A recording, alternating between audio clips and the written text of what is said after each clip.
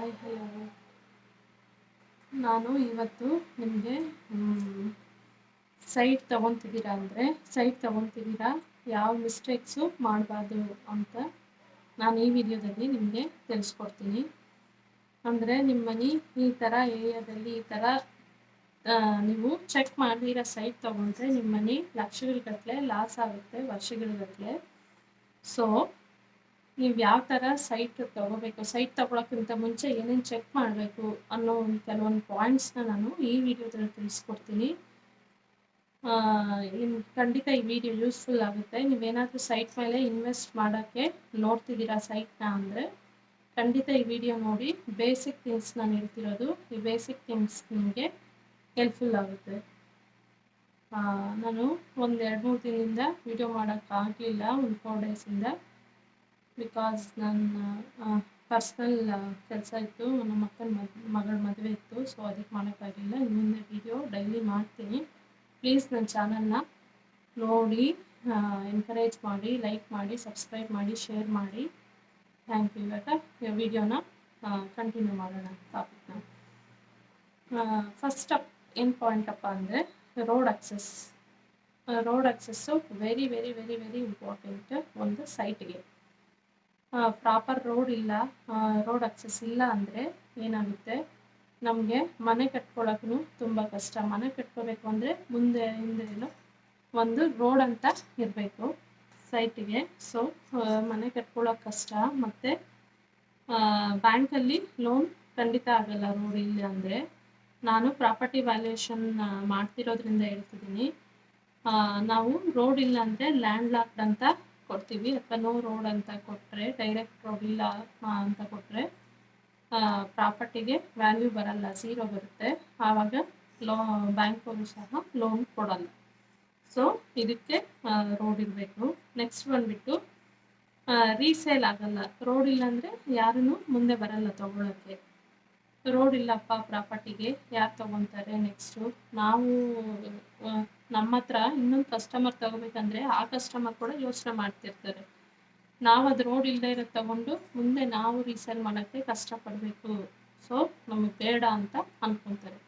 So road very very important.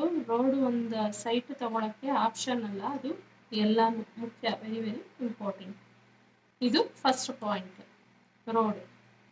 Next ಬಂದುಬಿಟ್ಟು near garbage or drainage.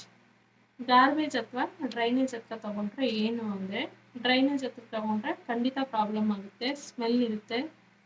ಮತ್ತು ಮಳೆ ಬಂದಾಗೆಲ್ಲ ಕೊಚ್ಚ ನೀರು, ಡ್ರೈನೇಜ್ ನೀರೆಲ್ಲ ಬರುತ್ತೆ.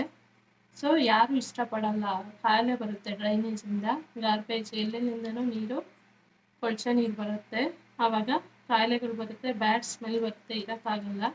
ಸೊ ಅಂಥ ಕಡೆ ಯಾರೂ ಸೈಟ್ ತೊಗೊಳಕ್ಕೆ ಇಷ್ಟಪಡಲ್ಲ. ಡಿಮ್ಯಾಂಡ್ ಕೂಡ ತುಂಬ ಕಡಿಮೆ ಇರುತ್ತೆ. ನೀವು ಯಾರಿಗಾದರೂ ತೊಗೊಬಿಟ್ಟು ಮಿಸ್ಟೇಕ್ ಮಾಡಿ ತೊಗೊಂಡು ಮತ್ತು ಯಾರಿಗಾದ್ರೂ ಸೇಲ್ ಮಾಡೋಕ್ಕೆ ಹೋದರೆ ಅವರು 100 ಸಲ ಯೋಚನೆ ಮಾಡ್ತಾರೆ, ಇಲ್ಲಿ ತೊಗೊಂಡ್ರೆ ಏನು ಅಂತ ತೊಗೊಳಲ್ಲ. ಸೊ ಡಿಮ್ಯಾಂಡ್ ಕಡಿಮೆ ಇರುತ್ತೆ. ನಮ್ಗೆ ಯಾವಾಗೋ ಚೀಪಾಗಿ ಸಿಕ್ಕಿದೆ ಅಂತ ತೊಗೊಬಿಡೋದೆಲ್ಲ, ಚೆಕ್ ಮಾಡಿಬಿಟ್ಟು ಇದೆಲ್ಲ ತೊಗೋಬೇಕು. ಥರ್ಡ್ ಪಾಯಿಂಟ್ ಏನಪ್ಪ ಅಂದರೆ, ಥರ್ಡ್ ಪಾಯಿಂಟ್ ಬಂದುಬಿಟ್ಟು isolated or no development area. Isolated area ಅಂದರೆ ಏನಂದರೆ, ಅಲ್ಲೆಲ್ಲೂ ಲೊಕೇಶನ್ ಹತ್ರ ನಿಯರ್ ಬೈ ಸ್ಕೂಲ್ಸ್ ಇಲ್ಲ, ಕಾಲೇಜಸ್ ಇಲ್ಲ, ಹಾಸ್ಪಿಟಲ್ಸ್ ಇಲ್ಲ, ಮತ್ತು ಬಸ್ ಸ್ಟಾಪ್ ಎಲ್ಲ ದೂರ ಅಂದರೆ ಅಲ್ಲಿ ಖಂಡಿತ ಯಾರೂ ತೊಗೊಳಲ್ಲ. ಎಲ್ಲಾದರೂ ಟ್ರಾವೆಲ್ ಮಾಡಬೇಕು, ಎಲ್ಲ ದೂರ ಹೋಗಬೇಕು ಅಂದರೆ ಯಾರೂ ತೊಗೊಳಲ್ಲ. ಡೆವಲಪ್ಮೆಂಟ್ ಏನೂ ಇಲ್ಲ ಅಂದರೆ ಯಾರೂ ತೊಗೊಳಲ್ಲ. ಸೊ ಐಸೋಲೇಟೆಡ್ ಏರಿಯಾ ಚೆಕ್ ಮಾಡಿಕೊಂಡು ತೊಗೊಳ್ಳಿ. ಫ್ಯೂಚರ್ ಡೆವಲಪ್ಮೆಂಟ್ನ ಚೆಕ್ ಮಾಡಿಕೊಂಡು ತೊಗೊಳ್ಳಿ. ನೋ ಫ್ಯೂಚರ್ ಡೆವಲಪ್ಮೆಂಟ್ ಅಂದರೆ ಖಂಡಿತ ಅಲ್ಲಿ ಯಾರು ತೊಗೊಳಲ್ಲ. ಸೊ ಇದು ಥರ್ಡ್ ಪಾಯಿಂಟು, ಇದನ್ನು ಚೆಕ್ ಮಾಡ್ಕೋಬೇಕು, location near by development. Next ಬಂದುಬಿಟ್ಟು ಏನಪ್ಪ ಅಂದರೆ ಡಾಕ್ಯುಮೆಂಟ್ ವೆರಿಫಿಕೇಷನ್. ಲೀಗಲ್ ಡಾಕ್ಯುಮೆಂಟ್ಸ್ನ ವೆರಿಫೈ ಮಾಡಬೇಕು. ಯಾವುದೇ ಒಂದು ಪ್ರಾಪರ್ಟಿಗೆ ಟೈಟಲ್ ಡಾಕ್ಯುಮೆಂಟು, ಓನರ್ಶಿಪ್ ಡಾಕ್ಯುಮೆಂಟ್ ಕರೆಕ್ಟಾಗಿಲ್ಲ ಅಂದರೆ ಅದು ಮತ್ತು ಲೀಗಲ್ ಇಶ್ಯೂಸ್ ಬರುತ್ತೆ, ತೊಗೊಳಕ್ಕೆ ಆಗಲ್ಲ. ನೆಕ್ಸ್ಟ್ ಬಂದುಬಿಟ್ಟು EC. Always verify EC very very important. ನಾನು ಹಿಂದೆ ಹೇಳ್ದಂಗೆ ಶಾರ್ಟ್ಸಲ್ಲೆಲ್ಲ ಹೇಳಿದ್ದೀನಿ. EC 20-30 ವರ್ಷದ EC ಎಲ್ಲ ಕಲೆಕ್ಟ್ ಮಾಡ್ಕೋಬೇಕು ನಾವು. ECಯಲ್ಲಿ ಏನೇ ಇದ್ರೂ ಮತ್ತು ಲೇಔಟ್ ಅಪ್ರೂವಲ್ನ ಚೆಕ್ ಮಾಡಬೇಕು. ಲೇಔಟ್ ಅಪ್ರೂವಲ್ನು ವೆರಿ ಇಂಪಾರ್ಟೆಂಟ್. ಲೇಔಟ್ ಅಪ್ರೂವಲ್ ಇಲ್ಲ ಅಂದರೆ ಆ ಲೇಔಟ್ಗೆ ಅಷ್ಟೊಂದು ಡಿಮ್ಯಾಂಡ್ ಇರಲ್ಲ.